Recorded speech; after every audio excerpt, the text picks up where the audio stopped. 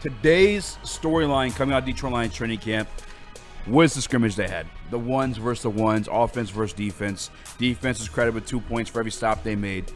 And they started that session 10-0 because defense was on one. It started off a short run. Jahmyr Gibbs got stuffed.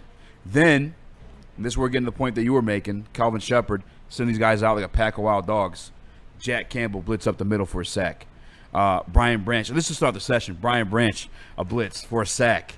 And they had another quarterback pressure. Aiden Hutchinson with 3 sacks alone. 3 that he's credited for. I on my note she had 4.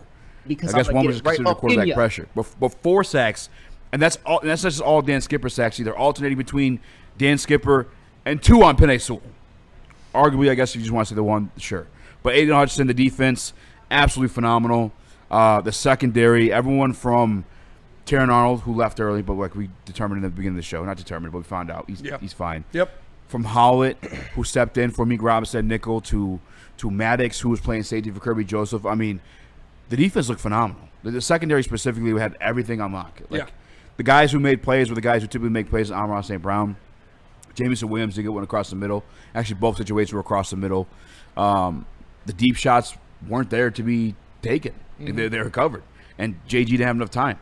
And I don't want to shut on the offensive line or say like they did a bad job just because I know Dan Skipper is probably not going to be your starter. No. Hopefully at any Hopefully point not. in the season. Yeah. Yeah, and Aiden Hutchinson, by all accounts, is a freak. And, surprise, surprise. I think we knew that. But, yeah, it's good to hear that from the defense because they should be. They were a top 5 unit in the NFL when healthy last year in the beginning of the season. And Calvin Shepard has these guys performing at an insanely high level, and you think of I talked about it, like all these guys were still so young. These guys. Like you look at your best players on your defense when you talk about Jack Campbell, Aiden Hutchinson, Kirby Joseph, Brian Branch. These are all still players that are developing and still becoming better, stronger, more physical, and growing into their bodies. They're only going to get better from where they are now. So these guys, in another year under this defense, which is a very similar scheme to what Aaron Glenn ran last year. You've heard attest to that from all the defenders in camp so far, that it's pretty similar to the kind of philosophy that Aaron Glenn wanted last year. So they're comfortable in it. They're comfortable with each other. The cohesion is there, and they're talented from top to bottom. Yeah, they got the system down lock at this point. And Dan Campbell, I remember, said specifically at some point in the press conference that they're going to try to fabricate the pressures. And I think that's where I'm going to call it the criminal mind of Calvin Shepard is there. Because now you saw Jack Campbell, one of the second play of the scrimmage, sack. Brian Branch, sack. And by the way, Brian Branch at the safety position now, too, where you kind of float him around to do those kind of things. I mean, we've talked about before, too, like, it feels crazy to say, but, like, Troy Polamalu is what I would think about. But, yeah, he had a sack. He had a quarterback pressure and a pass breakup throughout that series. Shout to Brian Branch. Aiden Hutchinson had his 3 sacks. Like I said, I wrote down 4. 2 against each Penei and Dan Skipper.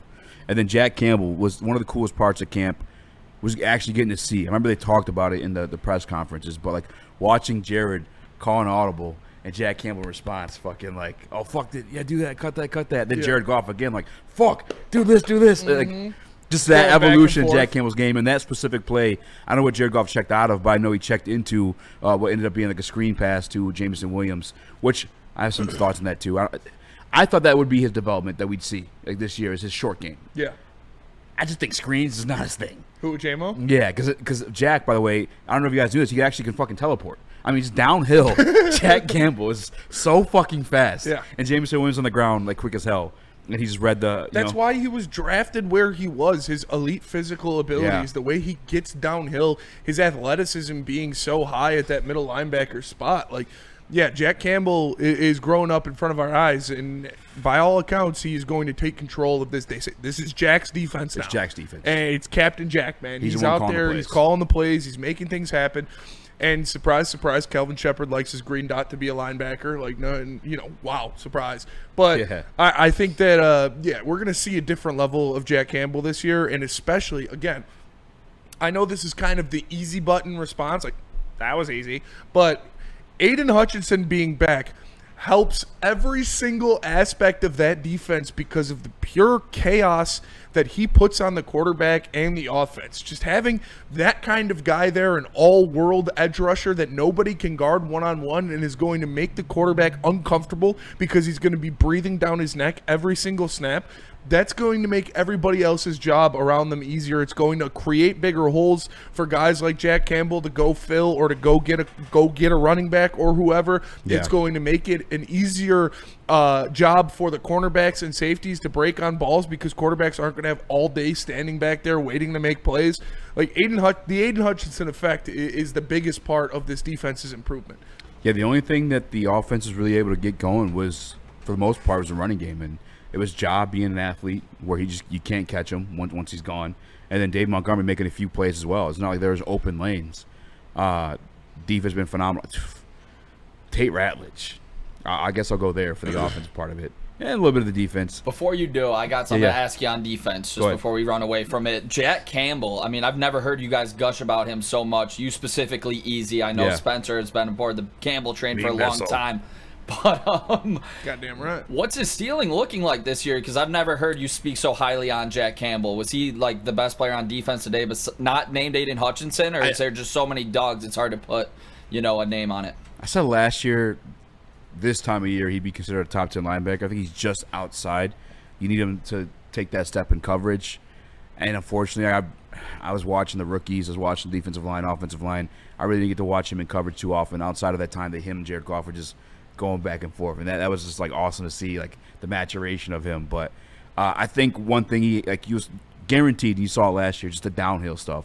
And I think maybe a part of his game we'll see this year is that blitz, and I think that's probably a little bit more to Calvin Shepard, a nod to him and Dan Campbell with the fabricated pressures. But I think you see a lot more of that, because don't forget too, like his first action as a rookie was at the Sam linebacker, and he was getting those sacks. Seemingly, it was like always before halftime too. Yeah, it felt like. Yeah, we were there for the one against the Falcons. Running off into the halftime tunnel after a sack, like we saw him do that a couple times. So. I think that's the evolution we'll see in him. Is that part. And again, he's such a fluid athlete and such an instinctual player that sending him on a blitz is probably going to end up making something good happen. Yeah. Especially, maybe you send Jack Campbell on a blitz and bump Aiden Hutchinson out into coverage. We know his ability to come down with balls. Like, that's not something that somebody is going to think or see coming. Yeah. Obviously, you'd rather see Aiden Hutchinson rushing the passer whenever he gets the opportunity, but still, the guy has, 4 interceptions in his career or something like that? So, I think, like we talked about, the fabricated pressure from Aaron Glenn was a lot of nickel blitzes, a lot of safety blitzes, a lot of different things like that. But I think under Calvin Shepard, we're going to see these linebackers really getting after it. Yeah, and some of it's just like that, like you said, just the cohesiveness, being in that same system, that same scheme, that same philosophies for so many years. Because I remember the first couple of years when AG was installing it, it took a lot of buy-in that the players seemed to struggle with those fabricated or simulated pressures, however you want to call it. And this year, I just think everyone's locked down. Like they believe in the system. They saw it work last year. They played in it last year. And I think the defense is going to be probably starting the season with their hair on fire. Shout out, gun guy. Take your pants off. But yeah, Jack Campbell's at the head of it. He is the play caller in there. And then Brian Branch just, what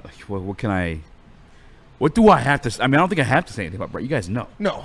He's out there being Brian Branch. The story has been, being written on Brian Branch, and it's a damn good story so far. The guy already was voted as the second best safety in the NFL. He is a do-it-all type of player, and like I said, if they stay healthy, I truly think the Detroit Lions could have 2 Defensive Player of the Year finalists when you look at Aiden Hutchinson and Brian Branch. I think Howlett would be the only guy that got a couple times, but also he looked phenomenal too, at times. And the guy that got him was Amon-Ra St. Brown, one of the best in the National Football League. That's gonna happen. Exactly. Yeah. So I don't even feel bad for that one.